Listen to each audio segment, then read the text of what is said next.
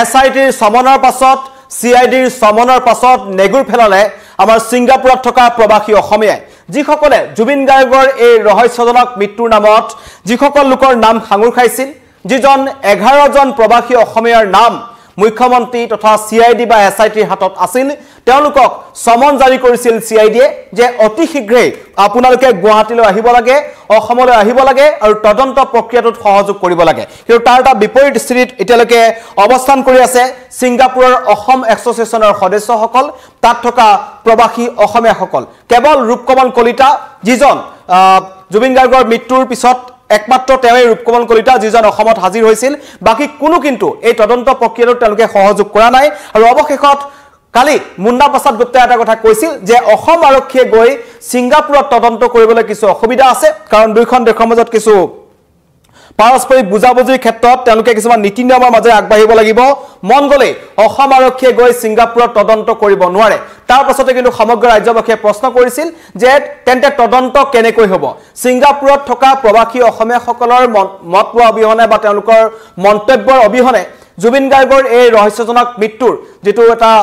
এখন কাপুৰ আছে এই কাপুৰখন কেনেকৈ মুকলি হ'ব বা কেনেকৈ সমগ্ৰ ঘটনা অসমবাসী ৰাইজে জানিব প্ৰকৃততে সিংগাপুৰত কি হৈছিল অৱশেষত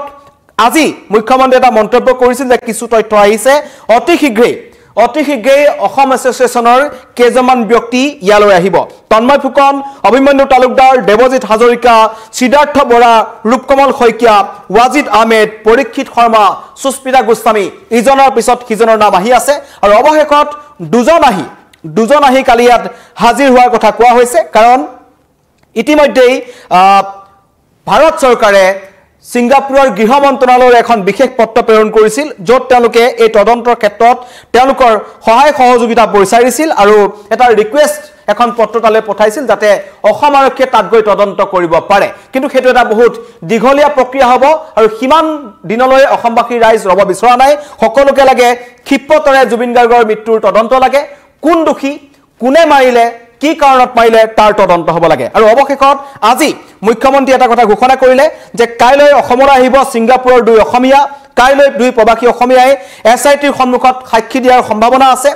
শীঘ্ৰেই আন 5 জন সিংগাপুৰীয়া অসমীয়া হাজিৰ হ'ব এছআইটিত আৰু 5 জন পিছত আহি আছে 3 জন অহা নহয় কোনো ধৰণৰ তেওঁলোকে মন্তব্য প্ৰকাশ কৰা নাই হয়তো তেওঁলোকে ভাৰতীয় নাগৰিকত্ব এৰি দিছে তেওঁলোকে সিংগাপুৰৰ নাগৰিকত্ব লৈছে তেনে পৰিস্থিতিত কিন্তু অসম আৰক্ষীয়ে তেওঁলোকক ইয়ালৈ আনিবলৈ কিমান পাৰিব নে নোৱাৰে সেই 3 জনক সেয়া কিন্তু এটা লক্ষণীয় হ'ব কিন্তু এতিয়ালৈকে ভাৰতৰ নাগৰিকত্ব থকা প্ৰকৃত অসমীয়া কিজনকে তেওঁলোকৰ সকলোৰে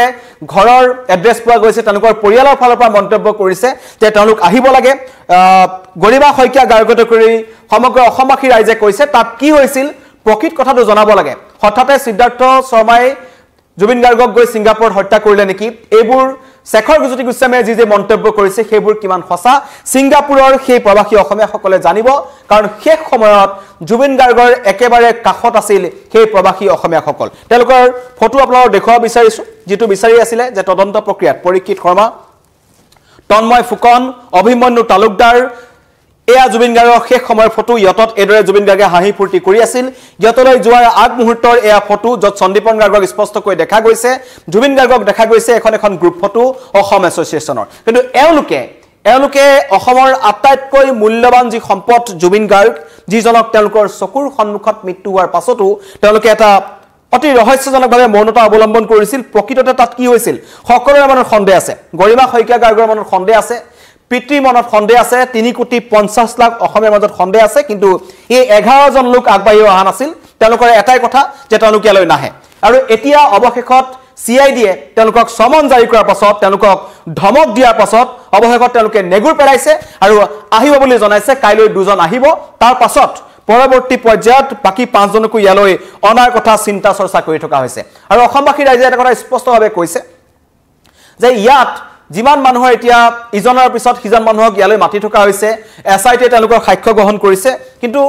গৰিষ্ঠ সংখ্যকে এই 4 জনক বাদ দি যিজনক এৰেষ্ট কৰা হ'ল এতিয়ালৈকে তেওঁলোকক বাদ দি গোটেই কোনো কিন্তু সিংগাপুৰলৈ যোৱা নাই আমাক লাগে সিংগাপুৰৰ ঘটনাৰ তদন্ত আমাক নেলাগে শ্যামকানু মহন্তৰ সম্পত্তি কিমান আছে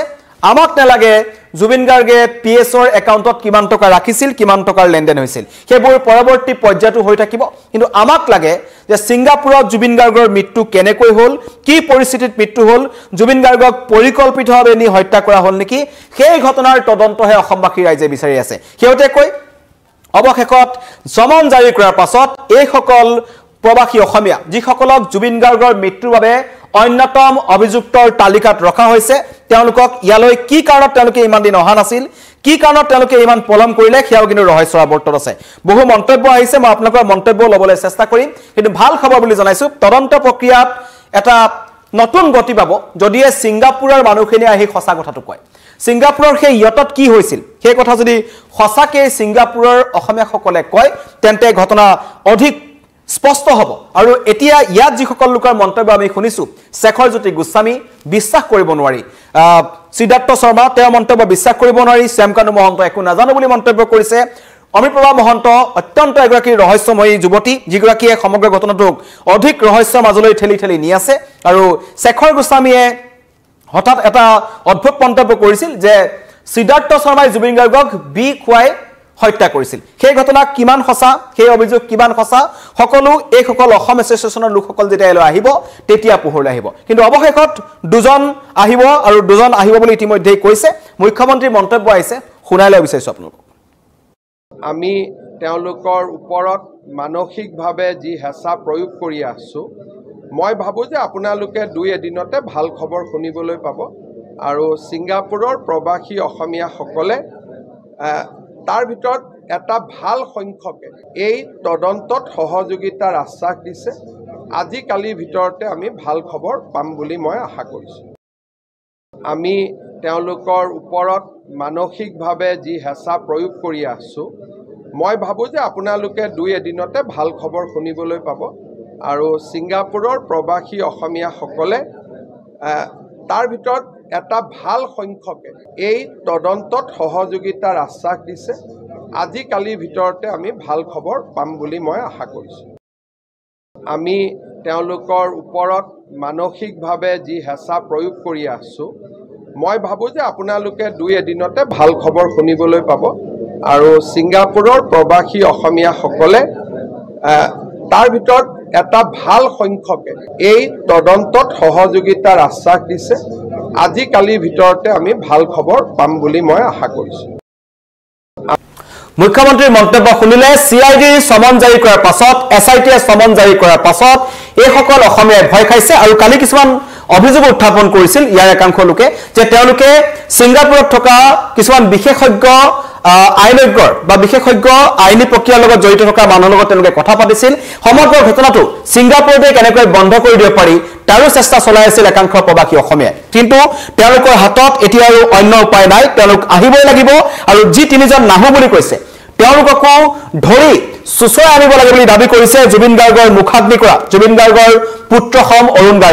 গাৰ্গে কৈছে মোৰ দাদাক যি হত্যা কৰিলে বা সেই হত্যাকাণ্ডৰ সময়ত তাত স্বচক্ষুৰে প্ৰত্যক্ষ কৰা বা ঘটনা কি হৈছিল লুকুৱাই ৰাখিব বিচৰা লোকসকলক ধৰি সুচৰাই আনিব লাগে তেওঁলোকে ছিংগাপুৰতে আছে নে অন্য কোন স্থানত আছে তেওঁলোকৰ বিৰুদ্ধে কোনো ধৰণৰ দয়া মমতা থাকিব নালাগে বুলি তেওঁলোকে দাবী কৰিছে মই পুনৰবাৰ কৈছো এই সমগ্ৰ ঘটনাটোত অসম আৰক্ষীৰ তদন্ত প্ৰক্ৰিয়াক লৈ একাংশ অভিযোগ উত্থাপন কৰিছে কিছুমানে সমগ্ৰ তদন্ত প্ৰক্ৰিয়াটোক বিৰোধী হওক অখিল গগৈ হওক তেওঁলোকে মন্তব্য কৰি আছে কিন্তু ৰাইজেও কৈছে যে অসম আৰক্ষী কি কাৰণত যাব নোৱাৰে যদি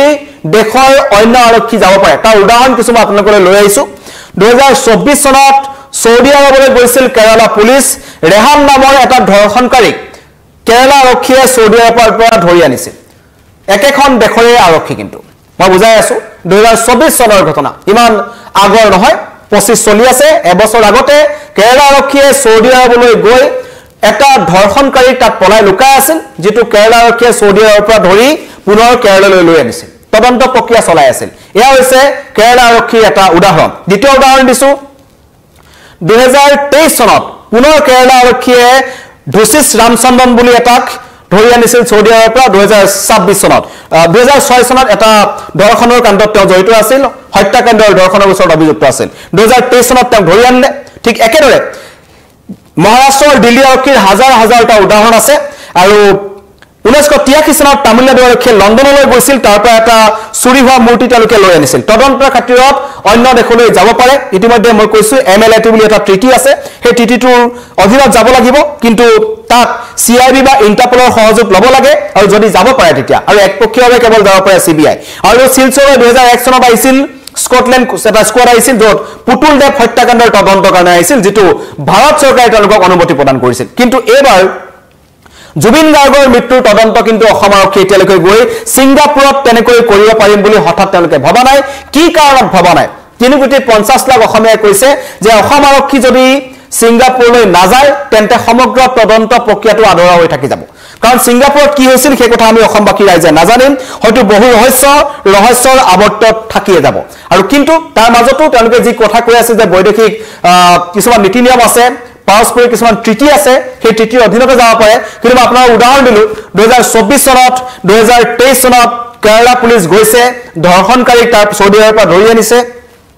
হত্যাকাৰীক ধৰি আনিছে 1983 চনতে তামিলনাডু আৰক্ষীয়ে গৈ লণ্ডনৰ পৰা এটা মন্দিৰৰ পৰা চুৰি হোৱা এটা মূৰ্তি তেওঁলোকে উদ্ধাৰ কৰি আনিছিল লগতে দুটা অভিযুক্তক আটক কৰি আনিছিল মহাৰাষ্ট্ৰৰ দিল্লী আৰক্ষী গৈ থাকে কাৰণ সেইবোৰ স্থানত ঘটনা সংঘটিত কৰি বহিৰাষ্ট্ৰলৈ বিভিন্ন ধৰণৰ অপৰাধী পলাই যায় কিন্তু জুবিন গাৰ্গৰ মৃত্যুৰ তদন্তৰ ক্ষেত্ৰত অসম আৰক্ষীয়ে যি ধৰণৰ এটা ইস্যু বা তেওঁলোকে ক'ব বিচাৰিছে যে আমি এই কাৰণে যাব নোৱাৰো তাত বহুত মানুহৰ সন্দেহ আছে অসম আৰক্ষীয়ে ইয়াৰ আগতে কাৰণ জুবিন গাৰ্গৰ এটো এটা সাধাৰণ ঘটনা নহয় সমগ্ৰ বিশ্বই দেখিছে সমগ্ৰ ভাৰতে দেখিছে আৰু বিদেশ মন্ত্ৰালয়ত আছে জুবিন গাৰ্গৰ একালৰ বন্ধু জুবিন গাৰ্গৰ অতি নিকট কাষত থকা পবিত্ৰ মাৰ্ঘেৰিটা তেখেতো আছে বিদেশ ৰাজ্যিক মন্ত্ৰী হিচাপে তেওঁলোকে এই ক্ষেত্ৰত উদ্যোগত ল'ব পাৰে কিন্তু কি কাৰণত হোৱা নাই বা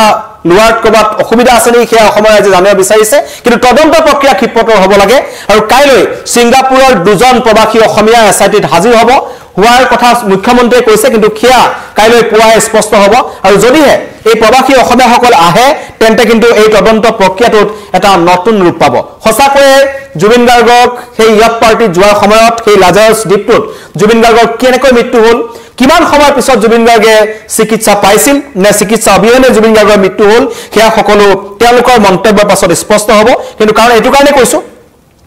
জুবিন গাৰ্গৰ লগত যোৱা জুবিন গাৰ্গৰ ভাতৃ সন্দীপন গাৰ্গ তেখেতৰ ভাষ্য কাৰণ 13টা দিন 14 দিন তেওঁ মনে মনে থাকিলে পিছত যেতিয়া CIDয়ে মাতিলে তেখেতক গ্ৰেপ্তাৰ কৰা হ'ল শ্যামকান্ত মহন্তক আমি বিশ্বাস কৰিব নোৱাৰো সিদ্ধাৰ্থ শৰ্মাক আমি বিশ্বাস কৰিব নোৱাৰো অমিত মহন্তক আমি কোনো কাৰণত বিশ্বাস কৰিব নোৱাৰো শেখৰজ্যোতি মহন্তক আমি বিশ্বাস কৰিব নোৱাৰো তেন্তে এই সকল প্ৰবাসী অসমীয়া মন্তব্য অত্যন্ত গুৰুত্বপূৰ্ণ হ'ব কাৰণ তেওঁলোক জুবিন গাৰ্গৰ কাষত আছিল শেষ সময়লৈকে আছিল আৰু কেনেকৈ জুবিন গাৰ্গ নামৰ এই সত্তাটো সাগৰ ঢৌৰ মাজত নিশেষ হৈ গৈছিল অসমৰ যেটো কণ্ঠ সমগ্ৰ অসমবাসীৰ এটা কণ্ঠ সেই কণ্ঠটো কেনেকৈ সিংগাপুৰৰ সাগৰতলিত চিৰদিনৰ কাৰণে হৈ গ'ল তাৰ উত্তৰ আমাক লাগে 3.50 লাখ অসমীয়াক লাগে প্ৰত্যেকজন অসমবাসীয়ে বিচাৰিছে 23টা দিন জুবিন বিহীন দিন পাৰ কৰিছে অসমবাসীয়ে